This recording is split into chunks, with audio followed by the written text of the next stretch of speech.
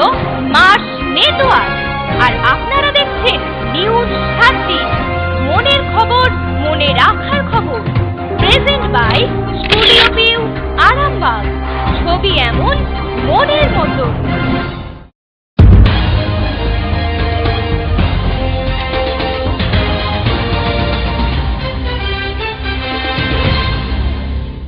নমস্কার, আপনারা দেখছেন নিউজ 7 দিন। আপনাদের সঙ্গে আমি সুজিত। শুরুতেই চোখ রাখবো হেডলাইন্সে।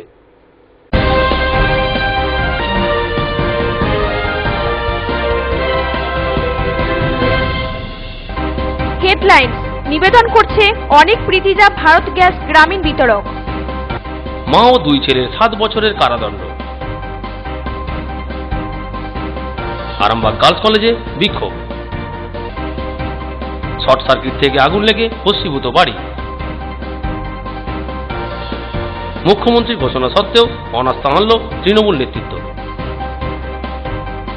হেডলাইন নিবেদন করলো অনেক প্রীতিজা ভারত গ্যাস গ্রামীণ বিতরক। এবার নিউজ 7 দিনের বিস্তারিত খবর। মা ও দুই ছেলেকে 7 বছরের সশ্রম কারাদণ্ড দিল চুঁচুড়া আদালত। নাবালিকাকে ধর্ষণ, পতিতাবৃত্তিতে বাধ্য করা সহ নাবালিকাকে বিক্রি করে দেওয়ার অভিযোগ ছিল ওই মা ও তার ছেলে দুয়ের বিরুদ্ধে। এক নাবালিকাকে মাদক খাইয়ে বিক্রি ও পতিতাবৃত্তিতে বাধ্য করার অভিযোগে 7 বছর করে সাজা হলো মা ও দুই ছেলের। চুঁচুড়া আদালতের জেলা ও দায়রা বিচারক চৌধুরী হেফাজত করিমের এজলাসে এই মামলার রায় ঘোষণা হয়। বলাগড় থানার ঘোষালিয়া গ্রামের নাবালিকা 2011 সালে 22শে এপ্রিল নিত্যানন্দপুরে দাদার শ্বশুরবাড়িতে বেড়াতে যায়। সেখানে দাদার শাশুড়ি সন্ধ্যা সরকার ও তার দুই ছেলে মিলন আর বাবলু নাবালিকাকে ব্যান্ডেল স্টেশনে নিয়ে গিয়ে নবীন রামের কাছে বিক্রি করে দেয়। নবীন নাবালিকাকে বিহারে নিয়ে গিয়ে ধর্ষণ ও পতিতাবৃত্তি করতে বাধ্য করায়। প্রায় 4 মাস বন্দী থাকার পর বিহার থেকে পালিয়ে বাড়ি ফিরে আসে নাবালিকা। বলাগড় থানায় 372, 366, 363 আইপিসিতে মামলা হয়। অভিযুক্ত 4 জনকেই দোষী সাব্যস্ত করে আদালত। বৃহস্পতিবার সাজার ঘোষণা হয়।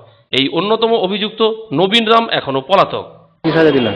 কিছু দেয়নি স্যার, না স্যার আমি কিছু করি না, আমি কিচ্ছু করিনি স্যার। আপনি দেখুন আমার বিয়ানের মেয়ে, আমি ওকে কিচ্ছু করি না। বেঁচে দিয়েছিলেন কেন বিহারে? বিক্রি করিনি স্যার, আপনার পায়ে ধরে করছি, আমার হাতে ধরে, আমি কিচ্ছু করি না। আমরা কিছু করি না। আমাদের সাথে আমার মেয়েকে জ্বালা যন্ত্রণা দিয়ে আমি একটা থানায় যায় কেস করেছিলাম, সেই জন্য আমাদের উল্টো গরম করে ওরা ফাঁসিয়েছে। আমার মেয়েকে হচ্ছে তার ছায়া সরকার। আজকে 9 বছর হয়েছে, 9 বছর হয়েছে তার জন্য। একটা ঘটনা, একটা যে ডিফ্যাক্টো কমপ্লেনের ওনার একটা মেয়ে আছেন, বয়স ছিল 14 বছর 8 মাস।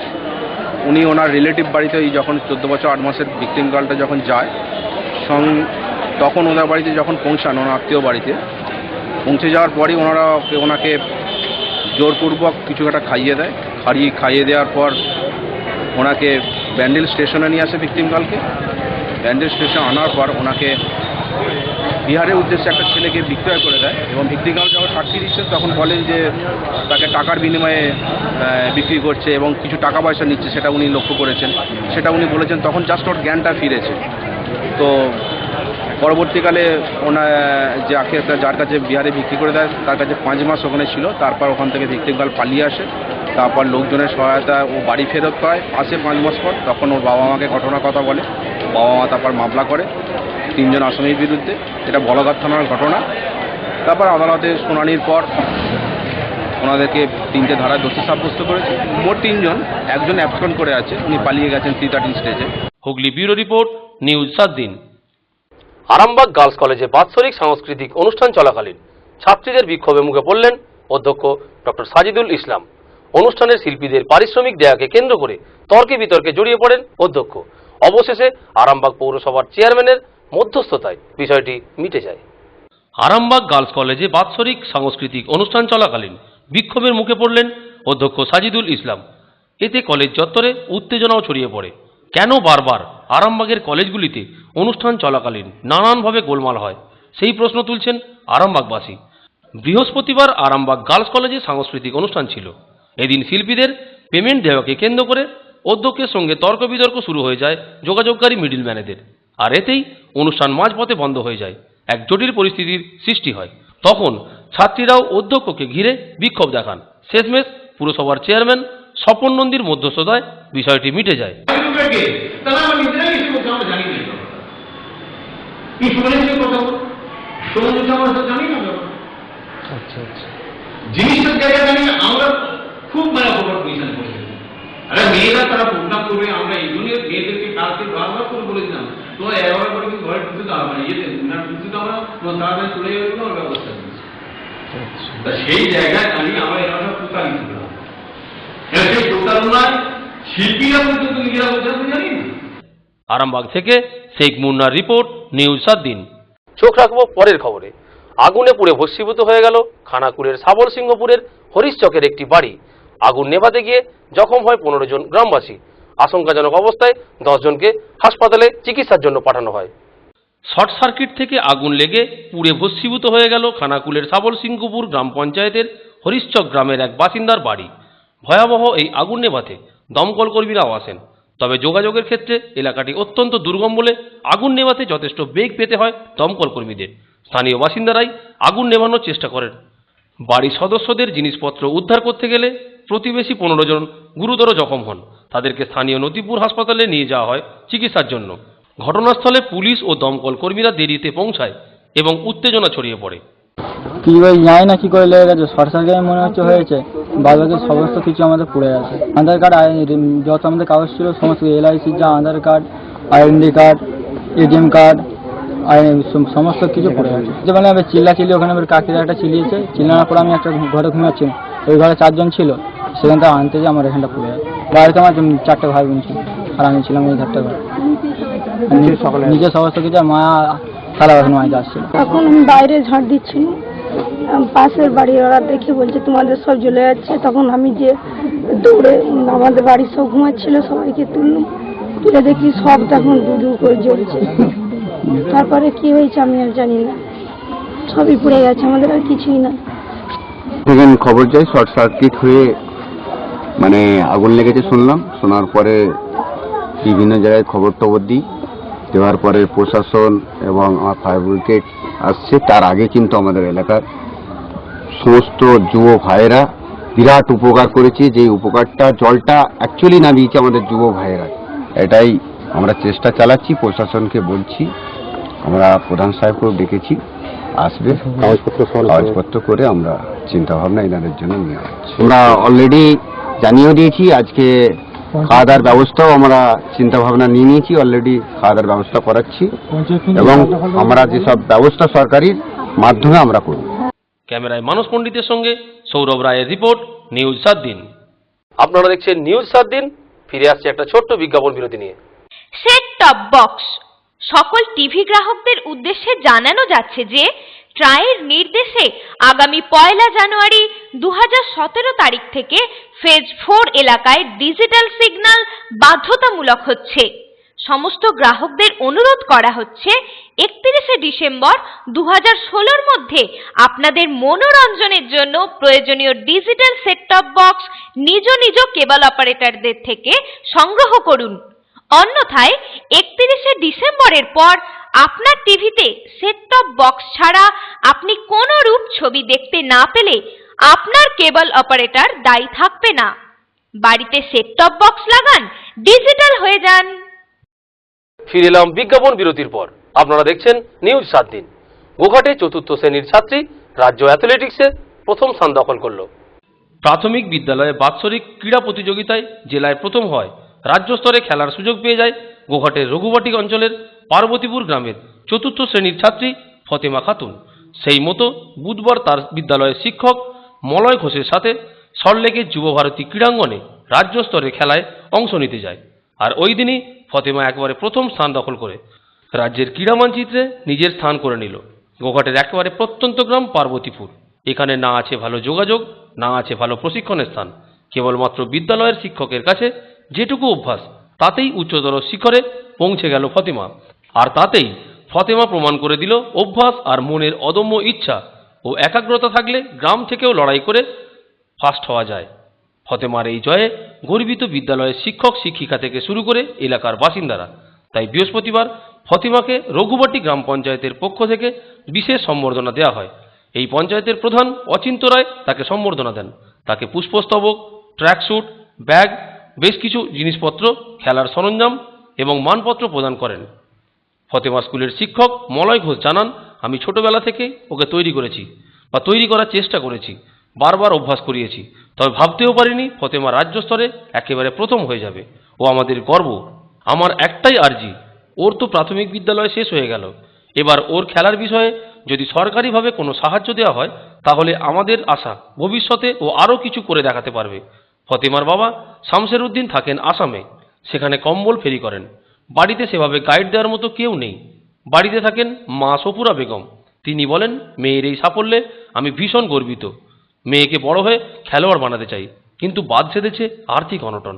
জানি না কি হবে, তবে সরকারিভাবে যদি মেয়েকে সাহায্য করা হয় হয়তো আমার স্বপ্ন পূরণ হবে।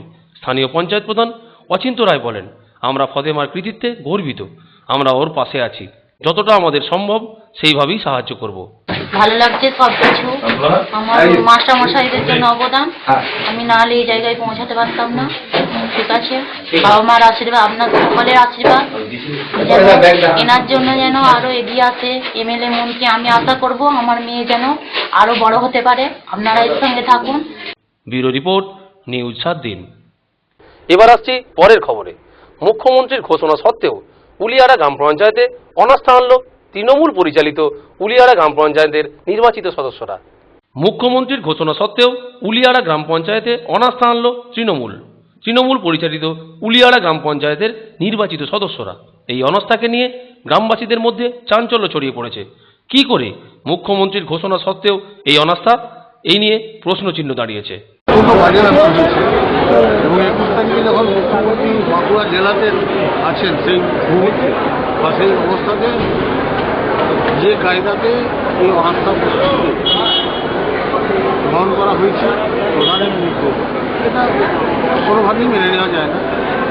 কিন্তু দলীয় শৃঙ্খলার তো সম্পূর্ণ বিপরীত ব্যাপার। এটা দেখছি কর্তব্য থেকে আমরা আলোচনা করবো, কারণ এই ট্রেন্ড যদি থাকে তাহলে মুখ্যমন্ত্রীর কোনো ব্যাপারটাই কিন্তু কেউ আর মানবে না। কিন্তু মুখ্যমন্ত্রী আমাদের সুপ্রিম দলটা তা তিনি বলেছেন আমরা শুরু মনে একটা ভোট। পরিস্থিতি বলতে ওই তো জোড়া ফলার হয়ে ভোট করেছি বলে। হ্যাঁ, তৃণমূলের দখলে আছে, কিন্তু এখন নতুন একটা অঞ্চল সভাপতি মথুর কাবড়ি করে দিয়েছে। করে দেওয়ার পরে ওখান থেকে মথুর কাবড়ি কোনো আমাকে রিক্সেসমেন্ট না জানানোর জন্যে নতুন সভাপতিকে করার পরে এবারে তাকে আমি বললাম যে তাহলে মথুর কাবড়ি একটা যেন আমাকে প্যাডে লিখে দেয় যে এটা আমি নতুন অঞ্চল সভাপতি করলাম। সেটা না করার জন্য সিপিএনের হারমাত বা বিজেপির লোক দিয়ে নিয়ে আমাকে আমার রাত 2টোর সময় ঘর অ্যাটাক করে। সিপিএনের হারমাতরে করার পরে রাত 2টোর সময় অ্যাটাক করে রাত 2টো থেকে বেলা 1টা পর্যন্ত বাড়ি থেকে, তারপরে আমি পুলিশ নিয়ে বাইরে আছি আরও আজ থেকে 1.5 মাস পর্যন্ত। সেই দিন থেকে আজ 1.5 মাস। হ্যাঁ, সেই থেকে ঘর ছাড়া। তো আমাকে যে অনাস্থা এনেছে আজ অব্দি কোনো শোনানো হয়নি। আমি জানিও নি যে কালকে আমার অনাস্থা আসবে বলে। জেলার নেতৃত্ব ওখানে মুকুটমণিপুরে দিদির একটা মিটিং ছিল, সেখান থেকে দিদি বলেছিল যে কোনো অনাস্থা আসবে না। সেই হিসাবে আমরা শ্যামবাবুকে জানিয়েছিলাম। শ্যামবাবু বললো ঠিক আছে আমি দেখছি। এটা নির্দেশ এখন ধরুন উপরের যারা নেতৃত্ব আছে তাদের নির্দেশই হয়েছে না। এখন ধরুন অরূপ খাঁ বা আমাদের যে এখন ব্লক সভাপতি আছে মথুর কাবড়ি, উনি করলেন। ব্যুরো রিপোর্ট, নিউজ 7 দিন। ছাত্র সংসদ গঠনে সংঘর্ষ ঠেকাতে অনলাইনে মনোনয়নের পক্ষে সওয়াল বিশ্ববিদ্যালয়গুলির। অনলাইনে মনোনয়নকে স্বাগত জানিয়েছে টিএমসিপি সহ অন্যান্য বিরোধী সংগঠনগুলি। অনলাইন মনোনয়ন হলে ছাত্র সংসদ গঠনে স্বচ্ছতা থাকবে বলে দাবি করেছেন বিভিন্ন ছাত্র সংগঠনগুলি। 2 বছর পর আবার কলেজে নির্বাচন হতে চলেছে। হুগলি জেলার 31টি কলেজের মধ্যে বর্ধমান বিশ্ববিদ্যালয়ের অধীনে কলেজগুলিতে শ্রীরামপুর কলেজ বাদে 6টি কলেজ নির্বাচন হবে 29শে জানুয়ারি, আর কলকাতা বিশ্ববিদ্যালয়ের পরিচালিত কলেজগুলোতে নির্বাচন হওয়ার কথা 31শে জানুয়ারি। আগামী শনিবার 5 তারিখে মনোনয়ন তোলা ও পরদিন জমা দেওয়ার দিন ধার্য হয়েছে। এই মর্মে কলেজগুলোকে নির্দেশ পাঠানো হয়েছে ইতিমধ্যেই। নির্বাচনের খবর হতেই ছাত্র সংগঠনগুলো তৎপরতা শুরু করে দিয়েছে। কলেজে কলেজে নির্বাচনকে ঘিরে ছাত্র সংঘর্ষের জেরে দীর্ঘদিন কলেজে বন্ধ ছিল নির্বাচন। নতুন ছাত্র সংসদ গঠন না হওয়ায় পুরনো সংসদই বহাল থাকে বিভিন্ন কলেজে। হুগলি জেলার 31টা কলেজের মধ্যে একমাত্র শ্রীরামপুর গার্লস কলেজ ডিএসওর দখলে থাকে, বাকি কলেজগুলি টিএমসিপির দখলে। কলেজ নির্বাচনে মনোনয়নকে ঘিরে বারবার সংঘর্ষ ঠেকাতে অনলাইন মনোনয়নের কথা বলেছে বিশ্ববিদ্যালয়গুলি। অনলাইন মনোনয়নকে স্বাগত জানিয়েছে টিএমসিপি। নির্বাচনে স্বচ্ছতা রাখতে অনলাইন মনোনয়নের দাবিও করেছেন টিএমসিপির হুগলি জেলা অবজারভার প্রিয়াঙ্কা অধিকারী। এসএফআইয়ের রাজ্য কমিটির সদস্য অর্ণব বসু বলেন, অনলাইনে মনোনয়ন হলে সংঘর্ষ বন্ধ হবে। কলেজে নির্বাচন হয়নি 2 বছর, এবার অন্তত ভোটটা দিতে পারবে ছাত্রছাত্রীরা। নির্বাচনের দিন গন্ডগোল এড়াতে প্রশাসনের কাছে দরবার করবে এসএফআই। গত কিছুদিন হলো 3 দিন হলো হঠাৎ শুনতে পেলাম বর্ধমান বিশ্ববিদ্যালয় ছুটি কলেজ ইলেকশন ঘোষণা করে দিয়েছে। বর্ধমান বিশ্ববিদ্যালয়ের অন্তর্গত কলেজগুলো 19শে জানুয়ারি নির্বাচন, 5ই জানুয়ারি নমিনেশন। কোনো আনুষ্ঠানিক অ্যানাউন্সমেন্ট ছাড়াই ঘোষণা হয়ে গেল। 25শে ডিসেম্বর থেকে ছুটি পড়ছে, 3রা জানুয়ারি কলেজগুলো খুলবে। 2 দিন হাতে সময় নেই, নমিনেশনের ডেট দিয়ে দিয়েছে। 2014 সালের পর 2 বছর অতিক্রান্ত হওয়ার পর কলেজ ছাত্র সংসদ নির্বাচন হচ্ছে। এই সরকার ব্যর্থ গণতান্ত্রিক ব্যবস্থাকে চালু রাখতে। সেই জায়গায় দাঁড়িয়ে 2 বছর পর যখন নির্বাচন হচ্ছে, এই যে তাড়াহুড়োর মধ্যে নির্বাচন প্রক্রিয়া ঘোষণাটা করলো, অবিলম্বে ঘোষণাটা করলো, সেই তাড়াহুড়োর মধ্যে সুষ্ঠু অবাধ নির্বাচন প্রক্রিয়া ব্যাহত হবে, এটা আমরা মনে করি। এবং কলকাতা বিশ্ববিদ্যালয় আজকে যে ঘোষণা করলো হুগলি জেলার কলকাতা বিশ্ববিদ্যালয়ের অন্তর্গত 7টা কলেজে নির্বাচন হবে, সেই 7টা কলেজের মধ্যে শ্রীরামপুর কলেজকে বাদ রাখলো, বললো যে 31শে জানুয়ারি নির্বাচন এবং নমিনেশনের ডেট কলেজগুলো জানিয়ে দেবে।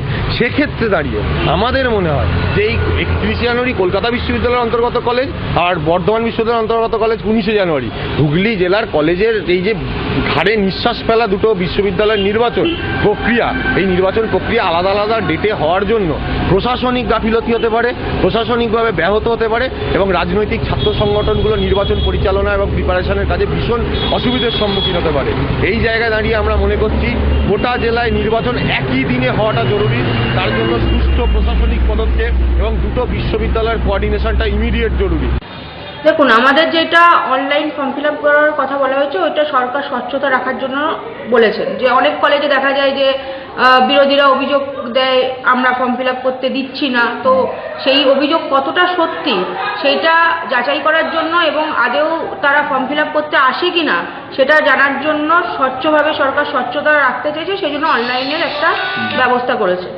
হ্যাঁ, অনলাইনেই হোক, কারণ অনলাইনে হলে অ্যাটলিস্ট এটা বলবে না যে কলেজে কলেজে মারপিট হচ্ছে, যেটা শাসক দলের উপর সবাই যখন যে শাসনে থাকে, এই নয় যে টিএমসিপি করছে, যখন এসএফআই ছিল এসএফআই এর উপরেও দোষ ছিল। তো আর 1 বছর হলো ভোট হয়নি, কিছু মানে সামনে বিধানসভা ছিল, বিধানসভা ভোট ছিল বলে ভোট হয়নি, সেটা আমরা সবাই জানি। আর যেটা কথা হচ্ছে সেটা আমাদের মাননীয় মুখ্যমন্ত্রী এবং আমাদের রাজ্য সভাপতি জয়া দত্ত এবং আমাদের হুগলি জেলা সভাপতি তপন দাশগুপ্ত, ওনারা সবাই বলেছেন যদি আমাদের কাছে এটাই নির্দেশ আছে, যদি অনলাইনে হয় তো ভালো, আর যদি অনলাইনে না হয় তাহলে এসএফআই হোক, এবিভিপি হোক, যেই হোক আমাদের বিরোধী গোষ্ঠী, তাদেরকে মানে গণতান্ত্রিক উপায়ে আমরা ভোটের প্রসেসিং করব এবং তাদেরকেও নমিনেশন তুলতে এবং জমা দিতে দেব। কলেজে কোনো ঝামেলা হবে না। আশা করি তারা যদি কোনো ঝামেলার মধ্যে মানে তারা ইচ্ছাকৃত যদি কোনো ঝামেলা ক্রিয়েট না করে, তৃণমূল ছাত্র পরিষদ কোনো ঝামেলা করবে না। হুগলি ব্যুরো রিপোর্ট, নিউজ 7 দিন।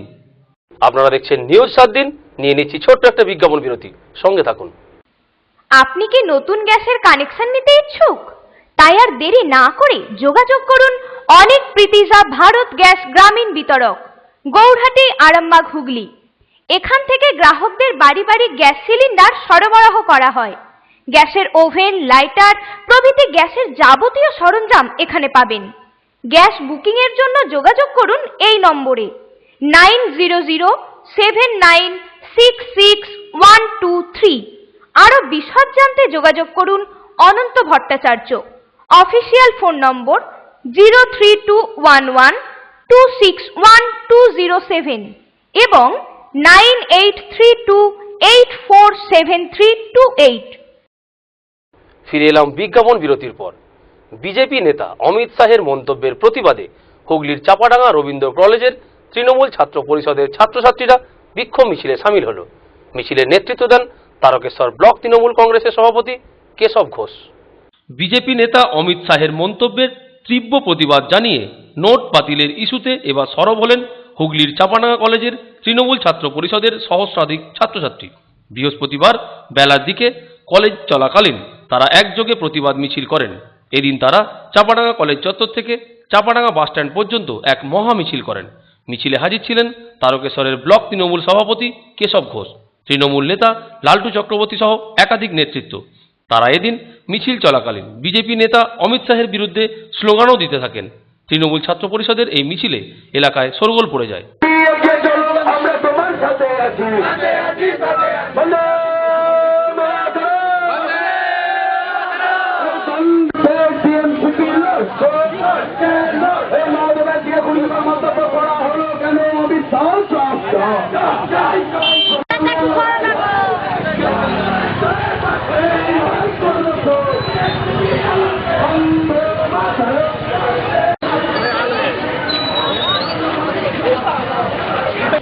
অমিত স্যারের কুরুচিকর মন্তব্যের প্রতিবাদে চাপাডাঙ্গা রবীন্দ্র মহাবিদ্যালয়ের ছাত্রছাত্রীরা যে ধিক্কার মিছিলের আয়োজন করেছি আজকে। এরপর যদি মুখ্যমন্ত্রীর নামে কোনো কুরুচিকর মন্তব্য করা হয় তাহলে আমরা বৃহত্তর আন্দোলনে ডাক দেবো। আমাদের মিছিলটা চাপাডাঙ্গা থেকে কলেজ থেকে শুরু হয়ে গোটা চাপাডাঙ্গাটা গোটাটাই বাস স্ট্যান্ড পর্যন্ত পুরোটাই হয়েছে, মিছিল করা হয়েছে। 1,500 ছাত্রছাত্রী স্বতঃস্ফূর্তভাবে এই মিছিলে অংশগ্রহণ করেছিল। তারকেশ্বর থেকে সনদ মাঝির রিপোর্ট, নিউজ 7 দিন। শুক্রবার শুরু হচ্ছে বিষ্ণুপুর মেলা। বিষ্ণুপুর মেলার অনুষ্ঠান পরিচালনা, প্রতিরক্ষা ব্যবস্থা বিশেষভাবে জোর দেওয়া হচ্ছে। এবছর বিষ্ণুপুর মেলার আকর্ষণের কেন্দ্রবিন্দু অভিনেতা দেব, পায়েল, রিয়া, রাইমা সহ সঙ্গীত শিল্পী শান ও কুমার শানু। 23শে ডিসেম্বর শুরু বিষ্ণুপুর মেলা, তাই মেলার প্রস্তুতি প্রায় চূড়ান্ত। আজ মেলা কমিটি সাংবাদিক বৈঠক করে মেলার অনুষ্ঠান, প্রস্তুতি, প্রতিরক্ষা ব্যবস্থা, বাজেট সহ অন্যান্য বিষয়ে বিস্তারিত আলোচনা হয়। তবে এই বছর মেলার সময় মানুষের হাতে বিশেষ আর্থিক অসুবিধা রয়েছে, তা মেলা কমিটির সভাপতি তথা জেলার সভাধিপতি অরূপ চক্রবর্তী স্বীকার করে নেন। আবার অপরদিকে মেলার সহসভাপতি তথা বিষ্ণুপুরের বিধায়ক তুষারকান্তি ভট্টাচার্য এই অধিক বাজেটের বিষয়ে তোপ দাগেন। তিনি লোকাল শিল্পীদেরকে নিয়ে মেলা করার পক্ষপাতী। এই বছর মেলাতে দেব, পায়েল, শান, শানু, রিয়া, রাইমা সহ এক ঝাঁক শিল্পী। এই শিল্পীদের মেলাতে আনতে অনেক বাজেট লাগছে, তা মেনে নিতে পারছেন না বিষ্ণুপুরের বাসিন্দারা। তাদের দাবি মেলাতে আরও বেশি করে স্থানীয় শিল্পীদেরকে সুযোগ দেওয়া হোক। এই বছর মেলার আনুমানিক বাজেট প্রায় 47,65,573 টাকার মতো। প্রায় 105টি স্টল থাকছে এই মেলাতে। সকালে আমি এসেই শুনলাম আমার যারা রেস্টুরেন্ট করবে তাদের টাকা দরকার, খুচরো পয়সা পাচ্ছে না, একটা প্রবলেম হবে। এবং যারা বিষ্ণুপুর মেলায় আসবে একটু টাকার তো টান পড়ে গেছে। এটা আমাদের দুর্ভাগ্য যে আমাদের দেশে যুদ্ধ নেই, অথচ টাকার জন্য আমাদেরকে হয়রানি হতে হচ্ছে। এই হয়রানি কথাটা আমরা নিশ্চয়ই মনে রাখবো। যদি যুদ্ধ চলতো তাহলে আমরা বলতাম যে হ্যাঁ ঠিক আছে, আমাদের উপর অবিচার হচ্ছে, আমাদের উপর অবিচার হচ্ছে না। কিন্তু যুদ্ধও নেই, একটা খামখেয়ালি পড়ার জন্য একটা মানুষের প্রতি একটা অবিচার বিষ্ণু মেয়ের বাজে। আমরা তো এখনো চিন্তাই করতে পারছি না যে আমরা কিভাবে এটাকে সম্পূর্ণ করব। আমরা ডিস্ট্রিক্ট ম্যাজিস্ট্রেটকে বলেছি ব্যাপারটা জানাবো, ট্রেজারির সঙ্গে কথা বলছি। আমি এসডিও ম্যাডামকে বললাম যে আপনারা ট্রেজারির সঙ্গে কথা বলুন, এখানে ক্যাশ পয়সা কিনতে পারছি। প্রভাব নিশ্চয়ই কিছুটা পড়বে, কিন্তু তার অর্থ এই নয় যে মেলাটাকে বিষ্ণুপুরের লোকরা এত ভালোবাসে তারা সেই মেলাটাকে ছেড়ে অন্য কোথাও চলে যাবে। মেলাটাকে নিয়েই তারা থাকবে এবং মেলা ঠিকই চলবে। মানে যেমন সবাইকার জীবনও তো চলছে এর মধ্যেই, তো কষ্টের মধ্যেও জীবন তাদের ঠিক চলছে, তো এটাও চলবে, মেলাও ঠিক চলবে। হ্যাঁ, এইটুকুই আমি মনে। আমার নিজের বক্তব্য হচ্ছে যে মানে এই যে মেলাটা, এটা যেহেতু বিষ্ণুপুর বাঁকুড়ার লোকশিল্পের মেলা, অতএব এখানে লোকশিল্পের উপর জোর দেওয়া উচিত। কিছু কিছু শিল্প পশ্চিমবাংলা থেকে আসতে পারে, কিন্তু বোম্বের লোককে নিয়ে এসে নাচিয়ে আমার লাখ লাখ টাকা খরচ করার দরকার নেই। কিন্তু একটা জিনিস হচ্ছে কি, তারা বললেন যে কথাটা সভাপতি যেটা বললেন যে তারা এটা ডোনেশন হচ্ছে বা তারা বাইরের থেকে কেউ টাকা দিচ্ছে কিংবা নিচ্ছেন না, তারা এরকম বলছেন। মানে প্রায় বলা যেতে পারে আনঅ্যাকাউন্টেড ব্যাপার। বিষ্ণুপুর ব্যুরো রিপোর্ট, নিউজ 7 দিন। দর্শক বন্ধুদের জন্য সুখবর, আরামবাগ উৎসব 2016-17 লাইভ টেলিকাস্ট দেখুন মার্স নেটওয়ার্কের মার্স প্লাস চ্যানেলে, সেট টপ বক্সে দেখুন 922 নম্বর চ্যানেলে। নিউজ 7 দিন আজ এই পর্যন্তই। প্রতিদিন নিউজ 7 দিন দেখুন রাত্রি 9:30, পুনঃ সম্প্রচার রাত্রি 11টা, পরের দিন সকাল 8:30 এবং দুপুর 1টা। নিউজ 7 দিন, মনের খবর, মনে রাখার খবর।